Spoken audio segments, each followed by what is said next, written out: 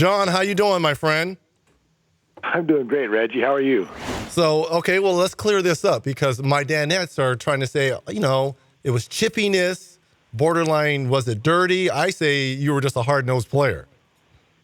Well, I appreciate that. I think when they say chippy, I think usually that means verbal stuff, and that really wasn't my category. I know where the dirty comes from. It's dog-eat-dog out there, those pick and rolls when you play them on defense. Yeah. Big guys are holding, scratching, clawing. Nobody ever talks about that, but when you fight to get through a screen, then you're a dirty player. So, I wear it as a badge of honor a little bit. It means that you didn't just kind of lay down and let everybody kick you around, but I certainly didn't see it that way. I mean, it's a tough game. You don't play it in a tuxedo. What did you list yourself or the media guide list you as? Height and weight. 6'1", 175, pretty accurate. Still is. 175? I haven't changed much. Oh, yeah. But you missed all the bulk in the biceps, Reggie. That's what you're missing, I think. Let me ask you a question. Obviously, with all the Olympic coverage going on, you being a member of Dream Team 1 and 2, where are your gold medals?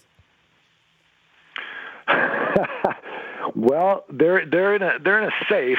They don't come out much. I like to bring them out if I go speak to kids at a school or something, and kind of let everybody reach out and touch them. The first one has a few nicks on them. My son, the very first day, swung it on his finger and hit it off a cupboard, and showing it around, they get a few nicks. But I'm still pretty proud of them. They still shine just very nicely. So, was there a timeout for the youngster? No, he was only about 2 years old, and my first son grabbed it and held it very reverently, and the second one grabbed it like you might expect, just started swinging around. We couldn't get to him quick enough. It was still in Barcelona when that happened, so it was damaged right from the start. But again, it's kind of a fun story and a neat little remnant. We had a chance to speak with Larry Bird last hour, and you being a part of the most iconic team ever assembled. And I asked him, we all know what you guys did versus the competition. We saw that. Walk me through, because everything I heard were the practices were the best basketball no one had ever seen. Can you tell us who was the most intense? How were the practices, and how did you approach them? Well, I don't know if you remember, I broke my leg in Portland at the Tournament of Americas, and so some of those games I watched riding a bike. That was in Monte Carlo when we were preparing there. But before that, and they don't get as much press coverage, but before that, when we were in Portland, it was so much fun. I mean, Reggie, you know how it is when you get the opportunity to play against great players and with great players. Everything was poetry. So we're in practice. And even though it was poetry, people knew where to go, when to be there, how to touch the ball, how to move the ball, how to cut. The other side saying, no, nobody's scoring, and every bit as talented and not letting you score. So those were dogfights, and some of the best memories I have of basketball, period, were those games in Portland. And again, it's a little bit different than what you hear about, but it is for me the special time. And so, is this true? The only game you guys really did lose was versus Grant Hill and Bobby Hurley and those college kids? Oh, absolutely. Yeah, I remember that they walked into the game. We'd been practicing for a while, so when we have every excuse in the world, but really no excuse either, no explanation. These young kids walk in after we've had a practice, and I remember Michael saying, "Welcome to the NBA, boys," right before the tip. And from that moment, that was the last good thing that happened for us.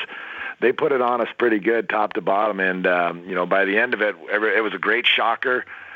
We all realized that organized, motivated teams might be able to beat us if we're not ready. And from that point forward, I think we were ready for everything. So obviously this was a teaching tool for Coach Chuck Daly. And what was the locker room like after that?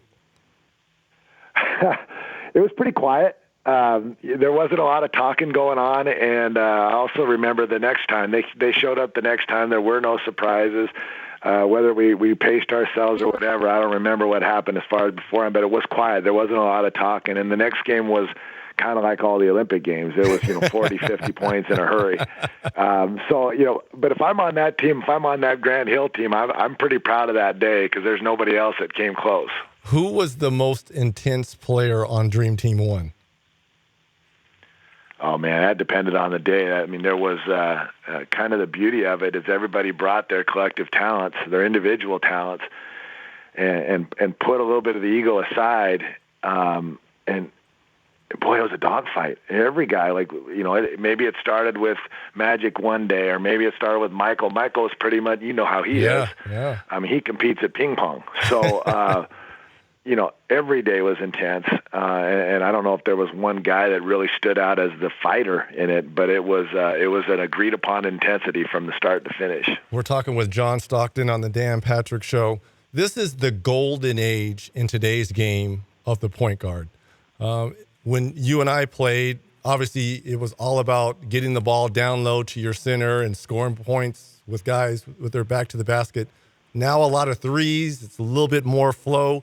If you look at the point guards and how important, Russell Westbrook, Steph Curry, Kyrie Irving, Chris Paul, how does your game and how would have your game would have translated in today's game?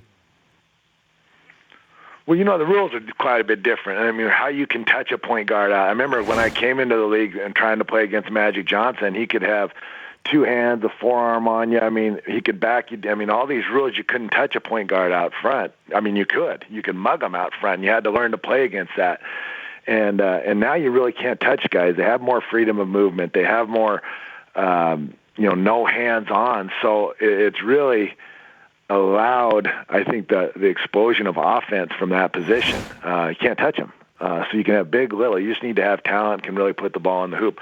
Part of it's unfortunate for me. I look out there and I say, I don't know if there's places for guys like me out there, and yet I think they're missing something. I think there's a lot of great players out there that can make their team better and win games in droves if you have guys out there that can bring it up, pass it, also make shots, do all that stuff. But right now, it's just get the ball in their hands and create for yourself. And I don't know. I think it's missing something, but it's also very exciting. You see Steph Curry do what he does, and Chris Paul, and you kind of go, wow, can these guys? Obviously Westbrook, he does things that I just marvel at every day. So I don't know. There's trade-offs. I think there's a lot of ways to play the position. You see anyone challenging Team USA? I don't.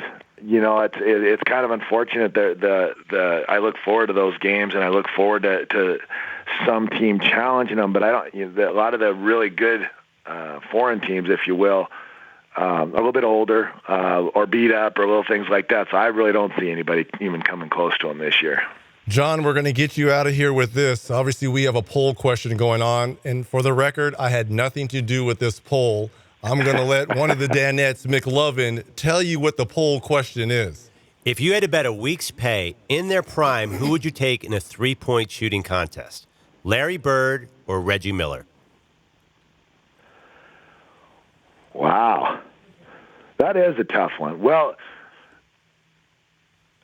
man, Reggie, I hate to do this to you. I got to go with Larry. Man, he comes in and calls it. He's the only guy that came into Utah when I was a young player and said, I think I'm going to have 43 tonight. Told our whole team that on the bench, and he came in and had 43 tonight. So I don't know. I have to give the nod to Larry at this one. Don't feel bad because I was the tiebreaker on the poll question, and I picked Larry Legend as well. So I'm with the same company. So I don't feel. Hey, I appreciate you joining us. Thank you for calling in. Find those medals, bring them out. It's Olympic time. You got to start showing those Olympics medals during the Olympics. I appreciate you calling in. Hey, it's great talking with you, Reggie, anytime. The Dan Patrick Show, weekday mornings on Audience.